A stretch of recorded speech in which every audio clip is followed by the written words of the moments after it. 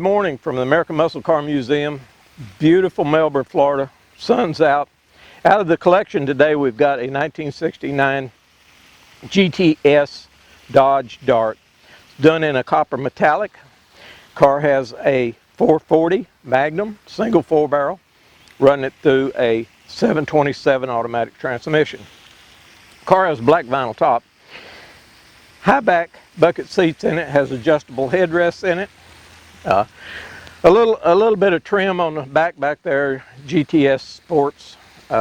Just accents the copper a little bit on it. But in 68 and 69, these cars were a little unique.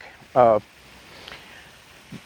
Corporation would build these cars, less the motor and transmission, and they would put the 383 suspension and package underneath them. They would send them to Hearst Campbell in Michigan along with the 440 and the transmission. They would assemble them, send them to Grand Spalding Dodge in Chicago, who was a Chrysler Corporation dealership, and they would sell them. These cars were inspected by Chrysler reps, but they had no warranty on them. They were bought as is and where is. When you bought them, they were basically built for one thing: to run, to drag race.